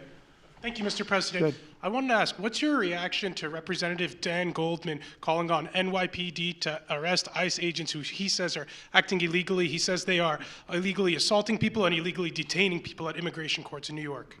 Well, I know Dan, and Dan's a loser, you understand. He's a guy that doesn't have what it takes. He's been trying so hard, and they're exhausted. I mean, it's so ridiculous, right? A suggestion like that. So, they're just trying so hard, and it's not working. They've even now started imitating me, of all people. They want to imitate me, and they start using foul language, but they use too much of it. You can't use the F word 7 times in one sentence. It doesn't work. It might work once every 7 news conferences, but you can't do it. You can't do it 7 times in one sentence. So I don't know. They're really they're in big trouble, that party. Go ahead. Mr. President. Some alleged smugglers have survived some of these recent strikes and been sent back to their home country. If they're terrorists, why not just arrest and detain them? Go ahead. 2 points on that. First, when I served in Iraq in 2005 and 2006, we used to, in sort of a gallows humor way, talk about the Iraqi catch and release program, the reality that we would catch a lot of people, hand them over, and then they would be recycled back through, and we'd have to recapture them or attack them again. And that's why changing the dynamic and actually taking kinetic strikes on these boats ought change the psychology of these foreign terrorist organizations. To those two that survived the shot on the semi-submersible, think again, compared to Iraq and Afghanistan, the vast majority of people that we captured on the battlefield, we handed over to the home country. Did we always like how it shaped out? Sometimes we did, sometimes we did not. But 99% would go to the Afghan authorities or the Iraqi authorities. So in this case, those two, they were treated by American medics and handed immediately over to their countries where they came from, hopefully to face prosecution, which is a very standard way of handling something like this. And you'll do that with future survivors, anyone else who survived? We've got protocol of how we'll handle it. Not that guy, he's so hopeless. Go ahead. Go ahead. Yesterday, there was a vote at the Knesset on annexing the West Bank. Do you see it as a challenge to your peace efforts? Could you say that louder, please? Yes, yesterday there was a vote at the Knesset in Israel on annexing the West Bank. Do you see it as a challenge to your peace efforts? Will you answer that, please? Because I cannot understand the words you're saying. Where are you from? Where are you from? You're from France. Beautiful accent, but we can't understand what you're saying. Huh? She said a vote at the Knesset on the West Bank. The West Bank is, don't worry about the West Bank. Israel's not going to do anything with the West Bank, okay? Don't worry about it. Is that your question? They're not going to do anything with the West Bank. Don't worry about it. Israel's doing very well. They're not going to do anything with it. Yeah, please, go ahead. Thank you, President Trump. Are there any safeguards in place to protect Americans from fentanyl and cartels when you leave office in 2028? Any protocols that could be put in place in case a future administration comes in that wants open borders? And I also have a question for the Secretary of War as well after your answer. Well, the if that's biggest okay. thing we can do is make sure they don't come in, because open borders, they would destroy. It's amazing that our country is even surviving with what we went through, coming in by the millions and coming in from the wrong places. You know, I know all these people that run these countries, and they're smart. They're very street smart, and they're not sending their best, you know. They're not sending, they're taking them out of their prisons and their mental institutions, as I say over and over again. They're the drug dealers. They're the drug addicts. They're people that don't work. I mean, the best of them are people that don't work. They don't work. They're on welfare, their form of welfare, which is tiny. You know what their form of welfare? They give you a piece of paper. They give you nothing. But they want people that work. They don't let those people come out because they want those people. You know, they cherish those people. Those are the people that make their country run. They give us all of the people that don't work and are murderers. 11,843 murderers came in. 11,800, many of them committed, more than 50% committed more than one murder. Now, why do we want them? Why would Biden and that group of thugs that he had working for him, why would they accept these people? Why would he accept? Nobody understands it. You know, they say maybe they wanted the vote, but I did great with the Hispanic vote, but these are people from all over the world. Why would they do it? So one question, no matter what I do, I can't, you always like to know the opponent. You have an opponent, what are they getting at? And usually you can.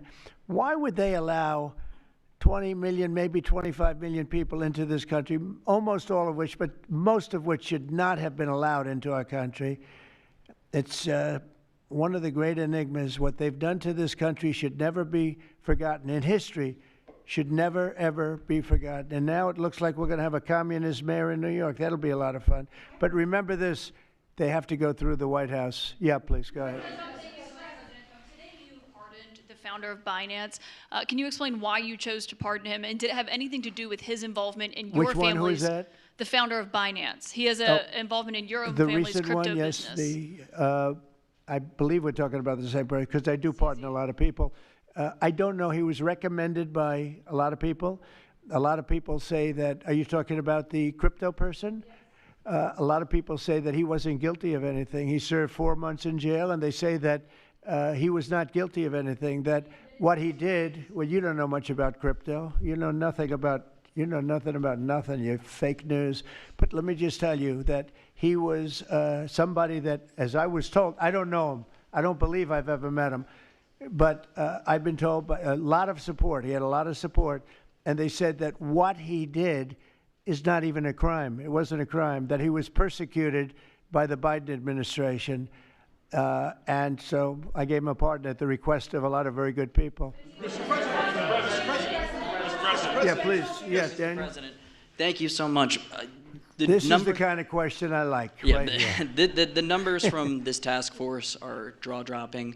I wanted to know, this is a question for you and both Stephen, since it was said this is your brainchild. What are the lessons to be learned from the success of the task force, and what are your continued goals with this task force now that you have about 3 years left? Well, the best thing we have going is we have such talent around this table. I could go over every one of these men and women, and we have unbelievable talent. They've got the naturals, you know, like somebody that hits a baseball or a golf ball or a, you know, that you see more, it's more evident. It's beautiful because it's sports. You can tell somebody right away, are they good or are they not? These people are the most talented people at what they do.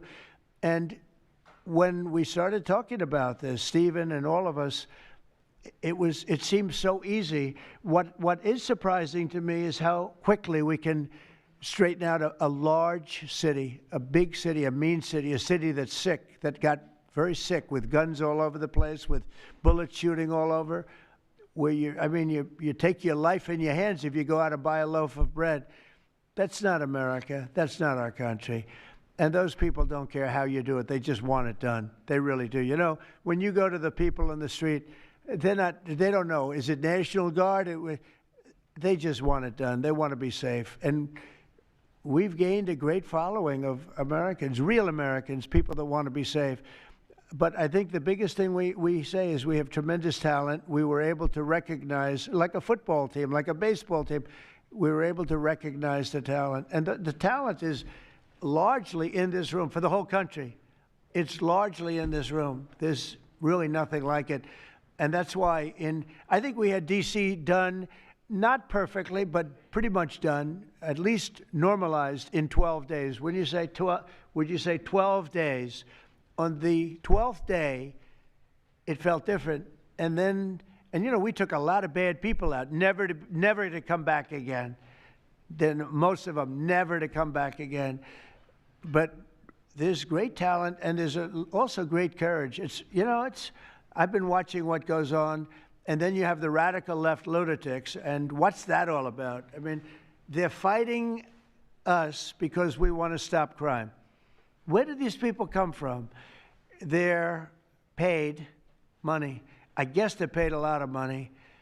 But like I saw that ridiculous march the other day, I say, these people are not representative of our country. And not all of them, of course, but many of them are total lowlifes. These are lowlifes.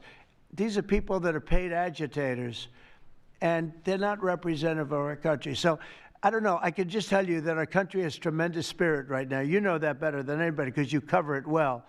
But we have a lot of people that are very happy right now with the direction. They did a poll the other day. The direction of our country is better than it's been in 37 years.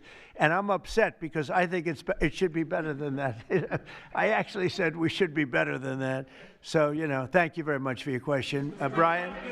Mr. President, yes. Thank you, Mr. President. You guys have done an amazing job in Memphis. Some of those numbers are staggering.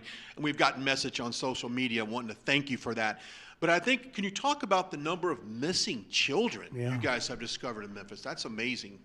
Well, it's hundreds of thousands were lost through Biden and the Biden administration. And we are getting a lot of them back, but they're either dead, they're slaves, they're captured in some form.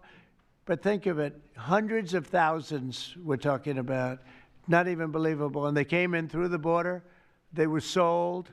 They were bargained for, and this was all Biden, meaning Biden and Obama, the same mentality, frankly. I think it's the same mentality. Let me tell you, Barack Hussein Obama was a lousy president. A lot of bad things happened. Remember when they used to talk about Trump with the jail cells? Well, he built the jail cells for the children.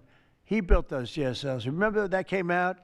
But, sir, they were built in 2014. You remember when that came out? After me going through that stuff for about 2 weeks, and then they found out it was Barack Obama that built those jail cells.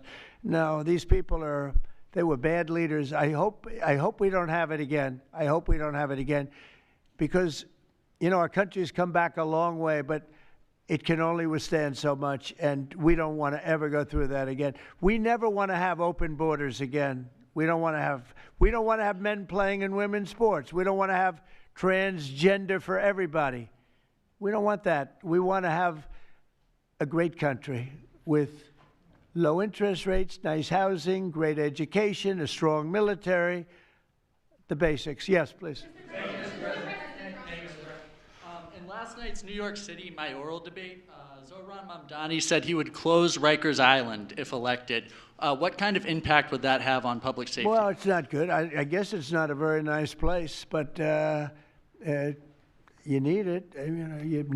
You need something. You have a lot of additional people in New York City that should not have been here. They came here through the open border, through Biden's. I don't know how they even do it. New York City's always been tight for money, and then they spend, $8 billion, and nobody complains about it, on people that just showed up and they just came out of nowhere.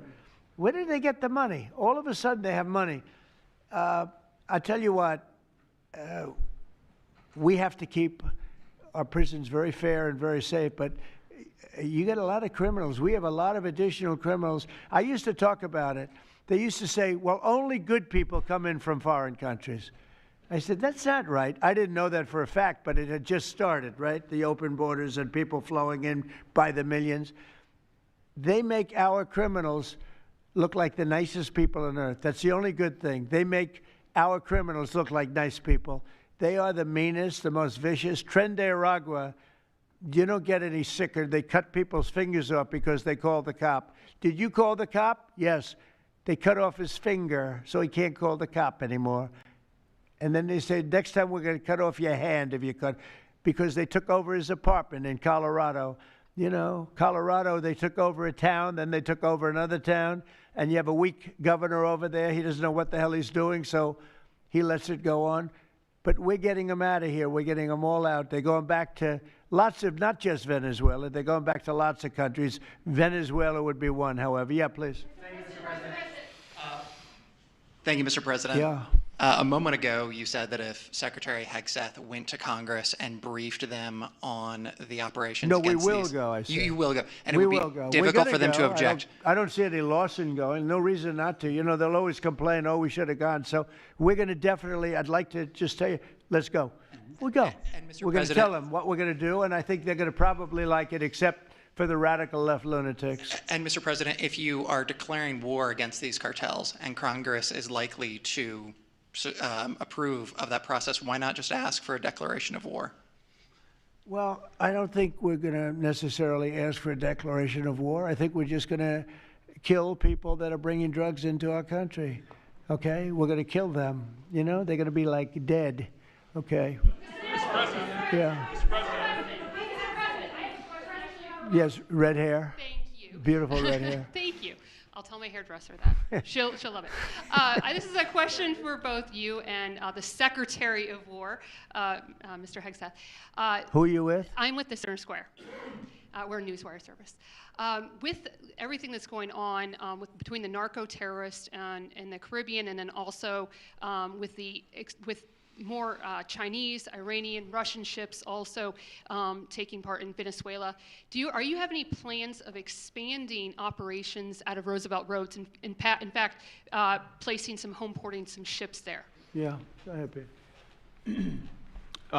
We're familiar with the location that you're referring to, and we'll make sure that we're properly displaced in order to deal with the contingency we're dealing with there, and also any ways in which other countries would attempt to be involved also. So we can walk and chew gum. We're definitely keeping our eyes on near-peer adversaries at the same time, but we think sending a message on these cartels, these narco-terrorists, is an important inside our hemisphere, which for far too long, other presidents, as the president pointed out, they've ignored our own backyard and allowed other countries to increase their influence here, which only threatens the American people. We're changing that. One big thing that has happened, though, because you mentioned expansion and expand our efforts. So when I was running for office, second term, everybody was talking about the fact that nobody wanted to join the military, nobody wanted to join the great police force. They didn't want to join New York's finest or any of our police forces. They didn't want to join anything having to do almost like with the country with the uniform. We are setting records with the Army, Navy, Air Force, Marines, Space Force, Coast Guard. We're setting records. We've never had anything like it. And I'll tell you when it started, November 5th. We didn't even have to wait till January 20th. They saw spirit. And now we have people coming in that are, it's unbelievable. And if we wanted to increase our military force, if we wanted to increase any one of these, including police forces, they can now get men. People didn't want to be policemen and women. They didn't want to be firemen and women. They didn't want to go into the military. We were having tremendous recruiting problems, and now we're setting records. We literally, last year at this time, you were doing stories that the recruitment was a disaster. We couldn't get men and women to go into the military. Now we have such an overabundance.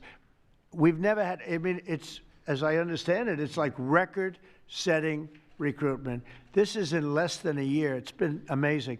So this is a good time to expand if we want to do it, and I think we should. I think we should, and we probably will. Yeah, please. Yeah.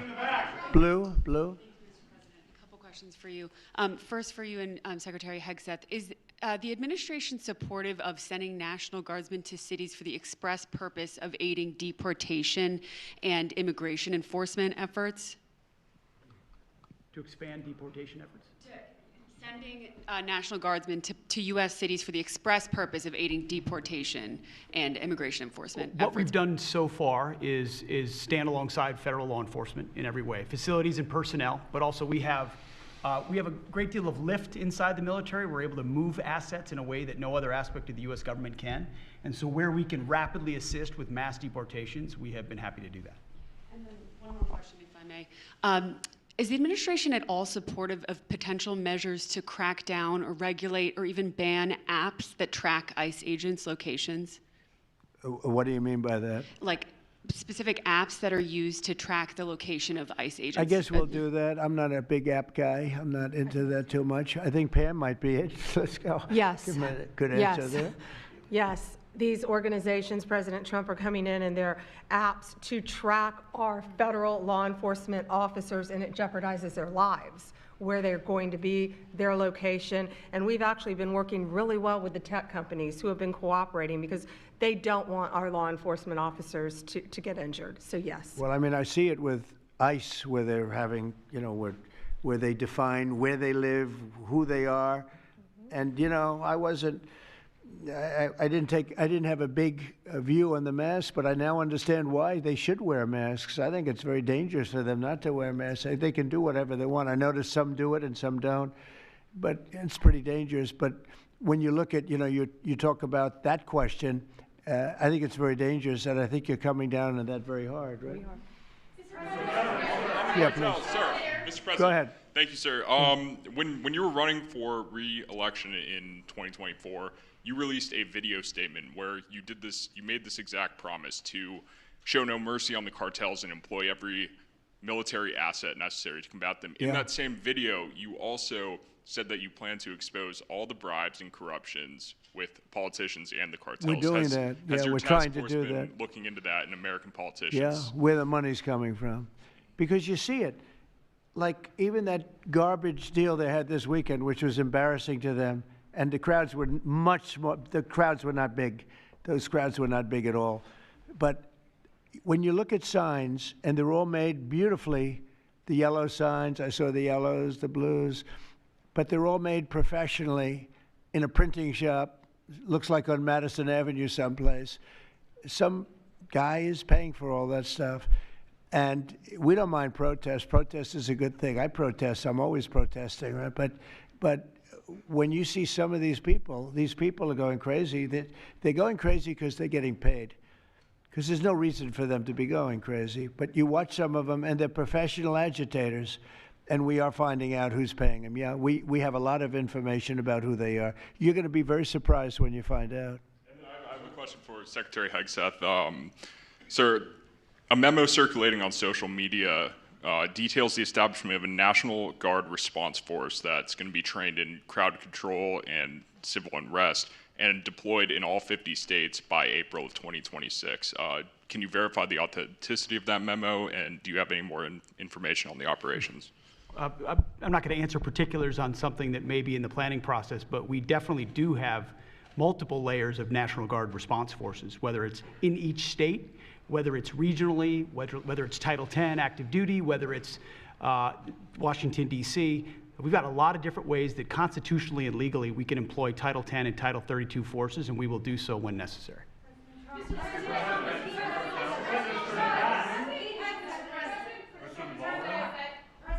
you. President Putin basically said today that Russia is immune from U.S. sanctions. He said that it would not impact the Russian economy in any serious way. Is he Good. wrong? I'm glad he feels that way. That's good. I'll let you know about it in 6 months from now. Okay. Let's see how it all works out. Yeah. Go ahead, please. Blue. One about the shutdown. I'm Taylor Poplars with Spectrum News. The same day you established this task force back on January 20th was the same day you pardoned the January 6th defendants. Yeah, very proud of that. Yeah. Just last weekend, one of them was charged with allegedly threatening to kill House Minority Leader Hakeem Jeffries. And a big theme of this task force has been allowing law enforcement to do their job and holding accountable people who go after law enforcement. Do you worry that your actions back on day one undermine what this task force is trying to accomplish? No, you have thousands of people that we're dealing with, and you know, if one goes haywire, look at what this guy in Virginia said, where he wanted to kill his opponent. He's going to kill his opponent. He's going to kill his opponent's children and I think wife, and he continues to run. And the Democrats continue. He's running for Attorney General in Virginia.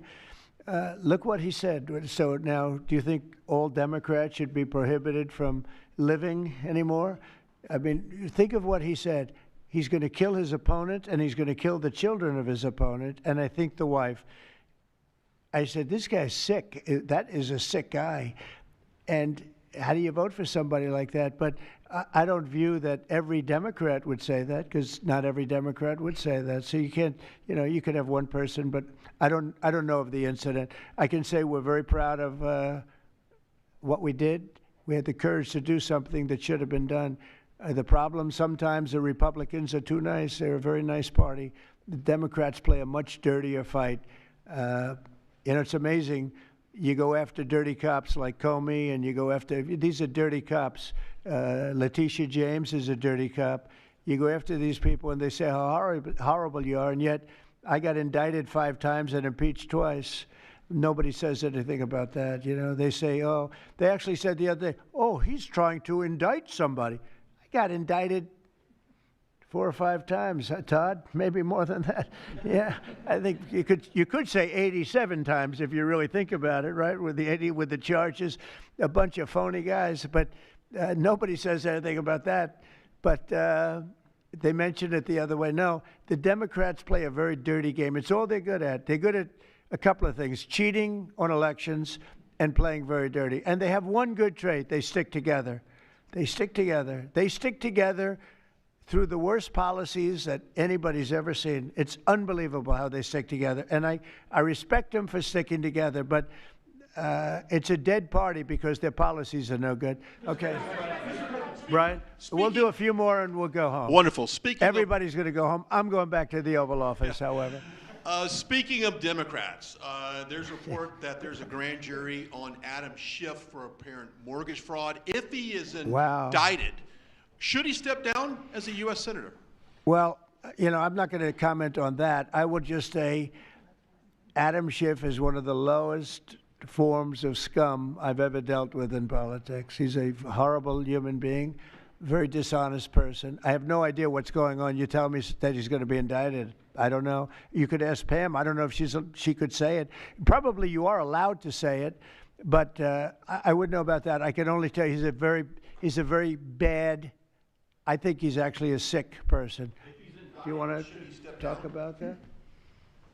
We're not going to comment on any grand jury that's open. We can't legally. I don't know. By the way, I hope it's true, but I don't know anything about it. Yeah, please. Oh, millions of dollars, yeah. Well, I also give, I give a lot of money to the White House. The White House is, as you know, I give my salary, and I usually like to steer it to the White House because this house was a little bit abandoned for First of all, for 4 years, you had a guy walking around that didn't know where the hell he was. And this house was not taken care of the way it was supposed to be. I take very good care of property. I was very good at that. And you'll notice the floors downstairs, I paid for them. Marble, the most beautiful marble you've ever seen. The white floors down in the palm room, which were, they look like they came out of, I don't want to lose because they're big supporters of mine, Home Depot. So I'm not going to say bad, but they did come out of a box from Home Depot about 30 years ago. They were all broken, but now they have the most beautiful floors, the most beautiful lights and chandeliers. I think most of you, Brian, you've seen that, right? Yes. How beautiful is that? And I take care of it. So I spend millions of dollars on this building, taking care of it. It was not properly maintained, and now it's starting to gleam like it should. It should really gleam, and you should go down and visit the Presidential Walk of Fame. Have you seen it? It's quite good. I'm sure that a lot of people coming to the White House, it's hot. It's very hot, but it's really a tribute to the presidents, past presidents of our country. Yeah, please. Mr. President. Yeah, behind you, please. Yeah, go ahead. Thank Go you. ahead. So on Monday, a question for you as well as Secretary Noem. On Monday, Mayor Karen Bass of LA and Representative Robert Garcia, they held a press conference and they called for an investigation into DHS, accusing them of unlawfully arresting U.S. citizens and racially profiling and only arresting people because, in Robert Garcia's words, they look like me. He's a Hispanic individual. Do you have a response to that? Are you asking me that question? You as well as Secretary Noem. They are arresting bad criminals, and they're really good at it, too. I look at the numbers, they always like to say that, oh, you're arresting this and that. Then when you check it, you find out, geez, almost every single time, and, obviously every once in a while they may get one wrong, but they always correct it. They're able to correct it. But they are arresting really bad people. They're arresting people that kill, people that would cut your throat and not even care about it.